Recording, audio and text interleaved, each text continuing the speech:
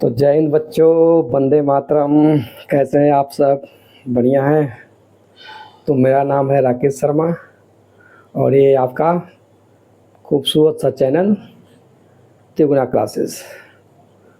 तो आज हम लोग पढ़ेंगे class 10th based number system, जिसमें होगा हमारा रियल नंबर।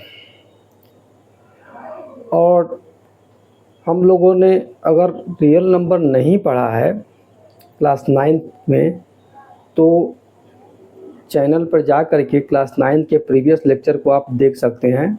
आप यूट्यूब पर जाएंगे, सर्च करेंगे class 9th math number system 01, 02, 03, 04, 05, 06 तिगुना क्लासेस, तो आपको वहाँ लेक्चर मिल जाएगा। तो आप लोग वहाँ जा कर के लेक्चर्स देख सकते हैं। नंबर सिस्टम पे बेसिक आपका क्लियर हो जाएगा।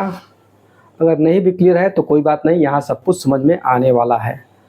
तो हम लोग पढ़ेंगे नंबर सिस्टम में real number class 10th based, जिसमें हम लोग पढ़ेंगे सबसे पहले लीमा और एल्गो। क्या होता है लीमा और क्या होता है एल्गोरिथम। ठीक, तो हेडिंग लगाइए, शुरू किया जाए।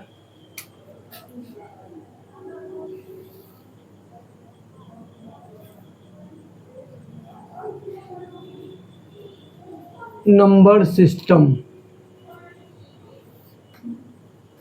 Real number.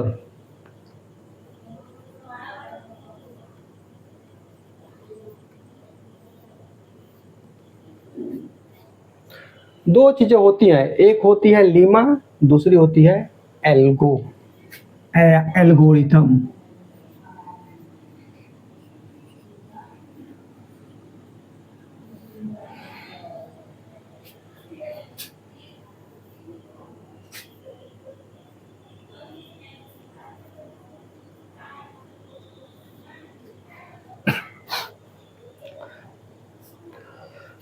वैसे तो बहुत सारे टीचर्स लोग ये बताते हैं कि लीमा और एल्गो में कोई खास डिफरेंस नहीं होता है या डिफरेंस नहीं होता है, लेकिन मैं समझता हूँ डिफरेंस तो होता है।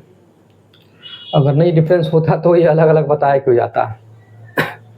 तो लीमा जो होता है वो प्रीवियसली प्रूवन स्टेटमेंट होते हैं, पहले से प्रूव किए गए स्टेटमेंट होते हैं, जिनके हेल्प से, जिनकी मदद से हम नए स्टेटमेंट को प्रूव कर सकते हैं, वो कहलाते हैं लीमा। ठीक, तो it is the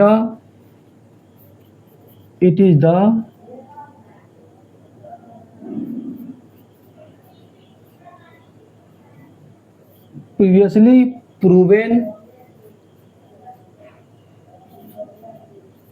statement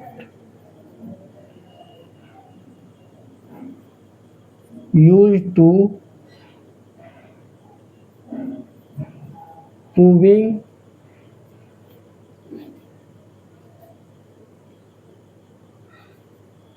new statement.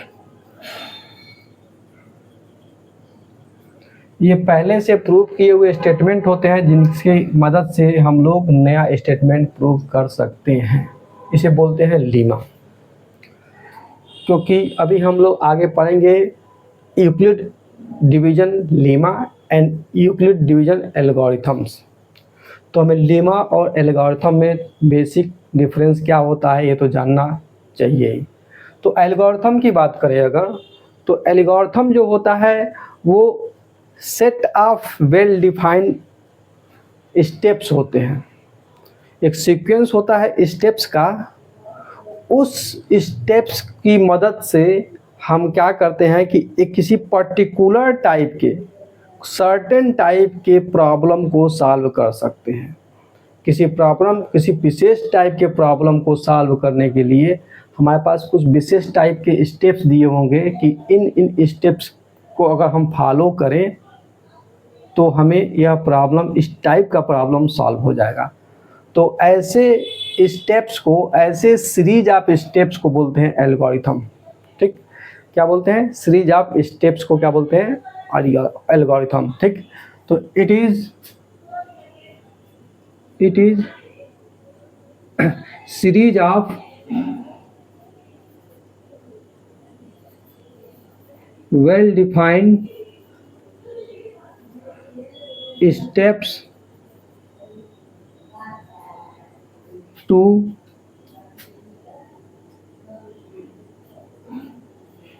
solve the certain types of problems. It is series of well defined steps to solve the certain types of problem. तो ये होता है डिफरेंस लेमा एंड एल्गो में। I think समझ में आ गया होगा। अब हम तो यहाँ देखिए, फोर जो होता है वो होता है डिवाइजर। फोर क्या होता है? डिवाइजर।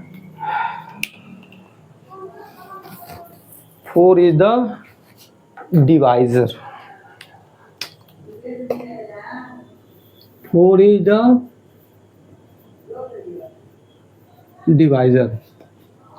डिवाइजर मतलब भाग देने वाला। ड्राइवर मतलब गाड़ी चलाने वाला। एडवाइजर मतलब सलाह देने वाला। डॉक्टर मतलब इलाज करने वाला। तो जो ये अर होते हैं वो वाला होते हैं, डिवाइजर। ये जो है 14, इसको कहते हैं डिविडेंड। डिविडेंड ये आप लोग जानते ही होंगे, ये कहलाता है कोसेंट।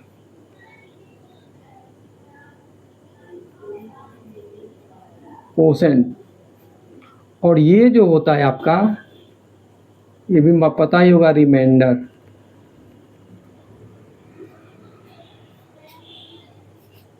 तो यहाँ पे जो हमें रिलेशन मिला, वो रिलेशन क्या दिखा रहा है कि अगर हमें डिविडेंड को प्राप्त करना होगा, डिविडेंड कैलकुलेट करना होगा, तो हम divisor multiply by quotient plus remainder कर सकते हैं। ये हमारा रिलेशन आता है। किसी भी डिवीजन में जो डिविडेंड होता है वो divisor multiply by quotient plus remainder होता है। किसी भी एग्जाम्पल डिवीजन में आप देख सकते हैं ये रिलेशन होता है। इसी रिलेशन पे बेस्ड है हमारा Euclid division algo and Euclid division lemma. तो मेरे ख्याल से ये चीज़ समझ में आ गई होगी। तो आगे बढ़ते हैं, हम लोग यूक्लिड डिवीजन लेमा की बात करते हैं।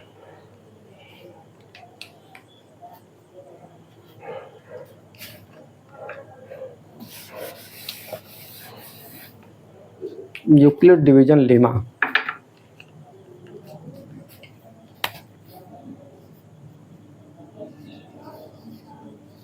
Euclid's division lemma.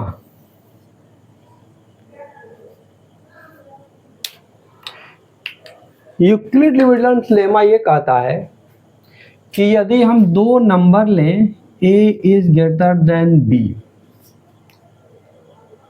दो पॉजिटिव इंटीजर्स लें a and b where a is greater than b, उस केस में हम b से भाग देंगे। मतलब b क्या हो जाएगा? b हो जाएगा डिवाइजर और a हो जाएगा डिविडेंड। तो अगर हम b से a में भाग देते हैं, b से a में भाग देते हैं, तो हमें यहाँ कुछ ना कुछ कोशेंट मिलता है और यहाँ घटाने के बाद कुछ ना कुछ रिमाइंडर मिलता है। यहाँ समथिंग आएगा, कुछ घटाने के बाद क्या होता है? रिमाइंडर मिलता है। तो यहाँ पर एक रिलेशन निकल के आता है, क्या? जो हमने ये पढ़ रखा है पहले से, बचपन से पढ़ते हुए आ रहे हैं इसको। क्या? डिविडेंड यानी कि यहाँ पर a इक्वल टू डिवाइजर यानी कि b मल्टीप्लाई बाय कोसेंट यानी कि q प्लस रिमाइंडर r। यही है यूक्लिड डिवीजन लेमा।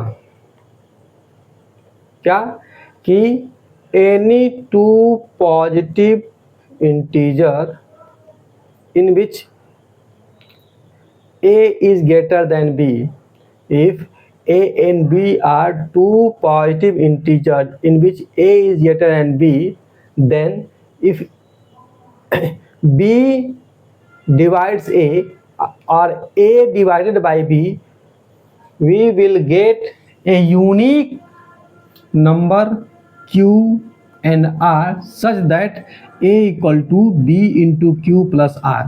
लेमा ये कहता है कि कोई भी दो पॉजिटिव इंटीजर ले लें, उसमें एक छोटा एक बड़ा होगा, तो उस छोटे वाले से जब बड़े में भाग देते हैं तो हमें यूनिक q और r, हमें एक यूनिक कोसेंट और यूनिक रिमाइंडर मिलता है जो इस रिलेशन को सेटिस्फाई करता है। समझ गए होंगे? एक बार फिर से सुन लीजिए।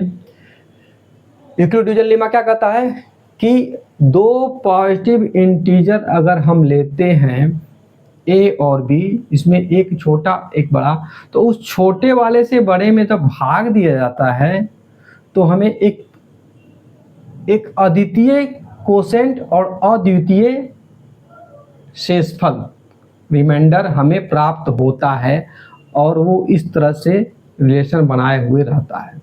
ठीक, यही यूक्लिड डिवीजन लेमा। ठीक,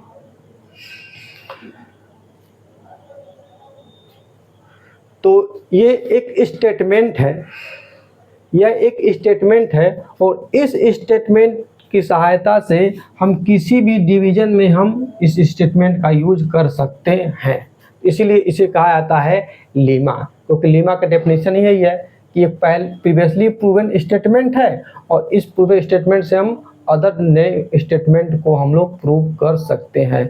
अब अदर बहुत सारे स्टेटमेंट हम लोग प्रूव कर सकते हैं, जैसे 16 डिवाइडेड बाई 5 क्या होगा, 5 3 जा 15, रिमाइंडर आया 1, तो यहाँ आप लिख सकते हैं 16 is equal to 5 multiply by 3 plus 1। यहाँ पे डिवाइजर हो गया, ये डिविडेंड हो गया, ये कोसेंट हो गया और ये रिमाइंडर हो गया। ये स्टेटमेंट प्रूफ हो गया। इसलिए इसे कहा जाता है क्या, Euclid division lemma. Lemma is the previously proven statement which is used to prove the new statement। Clear? चलिए अब आगे बढ़ते हैं।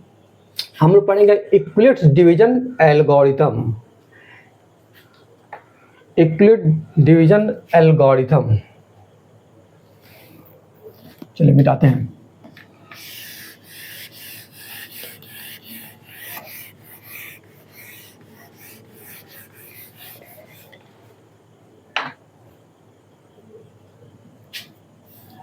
Euclid division algorithm.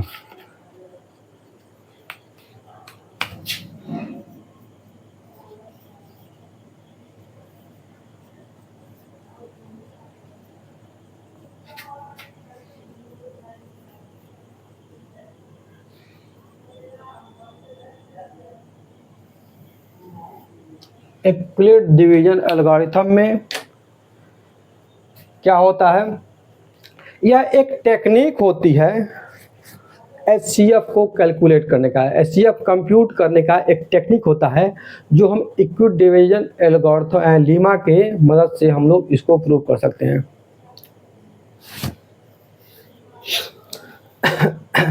It is a technique, it is a technique to compute the HCF of two positive integer a and b such that a is greater than b with following steps। तो मैंने पहले बताया था जो algorithm होता है वो well defined sequence of steps होते हैं। जिन स्टेप्स की मदद से हम क्या कर सकते हैं कि कुछ पर्टिकुलर टाइप के प्रॉब्लम को सॉल्व कर सकते हैं। तो यहाँ प्रॉब्लम क्या है, दो नंबर्स का एचसीएफ निकालना, और इस एचसीएफ को निकालने के लिए हम लोग क्या करते हैं कि कुछ स्टेप्स को फॉलो करते हैं, और उस स्टेप्स को फॉलो करते हुए हम लोग एचसीएफ निकाल लेते हैं। इसलिए कहा है यूक्लिड डिवीजन एल्गोरिथम, और इसका स्टेप्स अभी दिया जाएगा। ठीक, स्टेप्स कुछ खास नहीं है, ये आप लोग बचपन में इसको भी करते आए हैं, आप एचसीएफ निकाले हैं। इसे हम लोग डिवीजन मेथड से एचसीएफ निकालने का प्रोसेस भी कहा है। ठीक, it is the called the two find the HCF by division method. कैसे निकालते हैं, जैसे हम लोग को दो नंबर दिया होगा 65 एंड 117। एग्जाम्पल के रूप में हो गया क्या, to calculate HCF of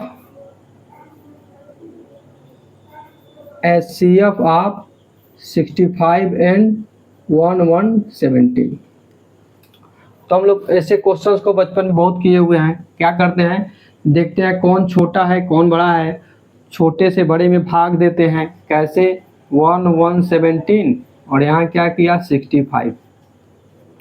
65 to जा 130 हो जाएगा, जो कि इससे ज़्यादा हो जाएगा, यानी कि 1 टाइम्स जाएगा।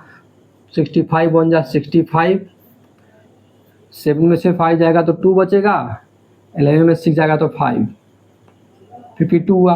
अब हम क्या करते हैं, अब हम इस ये आपका क्या था, डिवाइजर था, ये कोसेंट था, ये मिला ये डिविडेंड था, ये कोसेंट मिला और ये रिमाइंडर मिला। अब हम रिमाइंडर को बना दिए क्या, डिवाइजर, और पुराने वाले डिवाइजर को बना दिए क्या, डिविडेंड।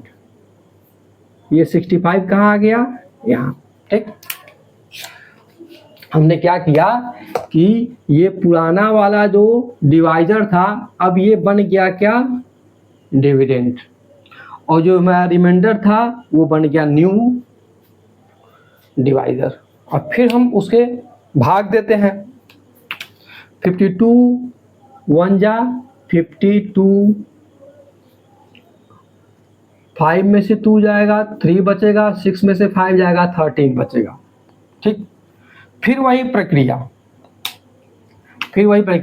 अब हमें ये मिला रिमाइंडर, अब इस रिमाइंडर को क्या करेंगे, इस रिमाइंडर को बना देंगे डिवाइजर। अब फिर इसके जस्ट पुराना वाला जो हमारे पास रिमाइंडर था, यानी कि पुराना वाला क्या था, बन गया था डिवाइजर बन गया था, अब इसको बन जाएगा नया डिविडेंड। 13 4 जा रिमाइंडर आ गया 0। क्या किया हमने, ये वाला उठा करके हमने यहाँ रख दिया, यानी कि पुराना वाला जो डिवाइजर वो बन गया फिर हमारा डिविडेंड। तो यहाँ पे हमें क्या देखने को मिला, हम लोग ये बचपन से करते हुए आए हैं, हमें ये देखने को मिल रहा है कि ये जो था हमारे पास ए था, ये जो था हमारे पास ए था, 117 is the A, 117 is the A, 65 is the B, 1 is the quotient, 1 is the quotient, और रिमाइंडर क्या आया 52, तो रिमाइंडर इज द 52। एक बार फिर समझिए, देखिए A is the divisor, dividend, 117 is the dividend, 170 is the dividend, 65 is the divisor, B is the 65, 1 is the quotient, Q is the 1, 52 is the remainder, R is 52। तो ये relation हम पढ़ते हुए आ रहे हैं। अब इसमें क्या हुआ, इस स्टेप्स में हमें रिमाइंडर 0 नहीं मिला, रिमाइंडर मिला 52। तो हमने रिमाइंडर को क्या बना लिया, डिवाइजर। रिमाइंडर को क्या बना लिया, डिविडेंड, सॉरी डिवाइजर। तो डिवाइजर हो जाएगा रिमाइंडर, और नया वाला जो हमें डिविडेंड मिला वो 65। तो ये हो जाएगा आपका 65 equal to 52 multiply by new quotient 1 plus new remainder 13। फिर हमें रिमाइंडर 0 नहीं मिला, फिर हमें रिमाइंडर 0 नहीं मिला। अब क्या करेंगे, फिर हम क्या करेंगे, नए वाले डिविडेंड को देंगे। नया वाला डिविडेंड क्या है, 52। तो 52 इक्वल टू नया वाला डिवाइजर 13, नया वाला कोसेंट 4 प्लस नया वाला रिमाइंडर 0। जैसे ही हम लोग को मिलता था रिमाइंडर 0, तो उस स्टेप का जो डिवाइजर होता था वही हमारा बन जाता था HCF। तो यहाँ हम लिखते थे HCF ऑफ 65 117 इक्वल टू 13। तो हो क्या रहा है यहाँ पर, हो क्या रहा है, पहले स्टेप से प्राप्त हुए डिवाइजर को बना दिया हमने डिविडेंड, और हमारा जो रिमाइंडर था वो बन गया क्या, डिवाइजर। फिर हमने इसको बना दिया क्या, डिविडेंड, और इसको क्या बना दिया, डिवाइजर। और यह स्टेप चलता रहा तब तक जब तक रिमाइंडर 0 ना मिले। जब तक रिमाइंडर 0 नहीं मिलेगा तब तक हम इस स्टेप्स को फॉलो करते चलेंगे, और फाइनली जैसे ही रिमाइंडर 0 मिलेगा तो उस स्टेप्स का जो डिवाइजर होगा वही HCF हो जाएगा गिवन नंबर का। ठीक, यही है यूक्लिड डिवीजन एल्गोरिथम। किस चीज़ के लिए, हमें HCF कैलकुलेट करने के लिए। तो it is the technique to compute the HCF of two positive integer a and b such that a is greater than b with following steps. Steps क्या होंगे, तो स्टेप्स नंबर फर्स्ट होगा, steps number first होगा divide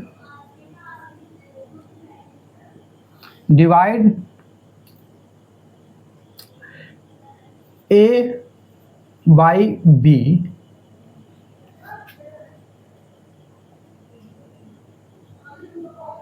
and get Q and R for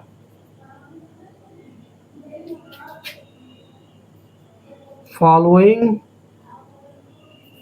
relation, yeah, for such that Q and R such that A equal to B multiply by Q plus R। ये काम हमने कर लिया first step में। Second step में क्या होगा, स्टेप सेकेंड जो हमने किया, चेक करना क्या कि क्या रिमाइंडर 0 है या नहीं है। तो सेकेंड स्टेप में क्या होगा, if R equal to 0, if R equal to 0 then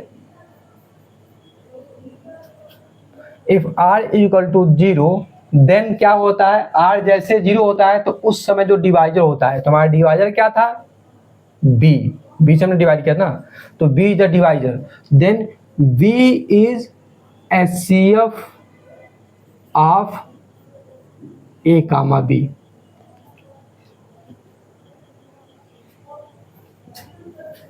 और सेकेंड स्टेप में B आएगा if R not equal to 0, R not equal to 0 then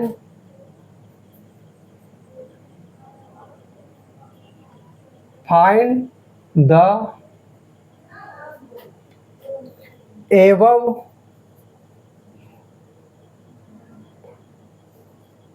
steps for B, R. B means divisor और मिला हुआ reminder, उस पे जैसे हमने ए और बी पर ये स्टेप्स फॉलो किया वैसे हमने क्या करेंगे, जैसे हमने ए और बी पर स्टेप फॉलो किया वैसे हम क्या करेंगे, इस बी और नए वाला जो रिमाइंडर मिला उस पे बी और आर पे, बी और आर पे, this is the R, this is the B, this is the R, this is the B. तो बी और आर पे हम उसी स्टेप्स को फिर कंटिन्यू करेंगे तब तक जब तक R0 ना आए। तो रिपीट करेंगे, then repeat the above step, then repeat the above step कर सकते हैं, repeat the above step for B and R till, तब तक till remainder will be 0, till remainder be 0। अब जैसे ही रिमाइंडर 0 आ जाएगा तो क्या हो जाएगा, हमें HCF उस नंबर का प्राप्त हो जाएगा। तो स्टेप थर्ड क्या होगा,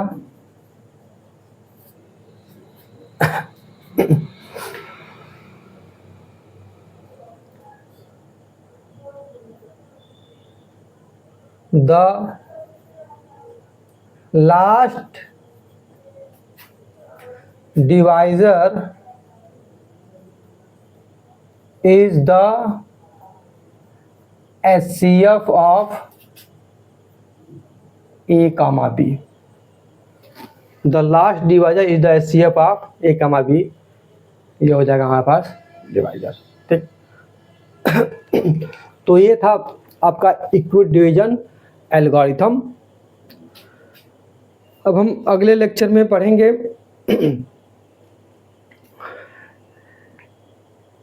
बाय प्राइम फैक्टराइजेशन मेथड, कैसे हम लोग HCF और LCM निकालते हैं।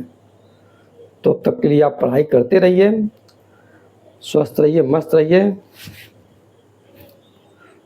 जय हिंद।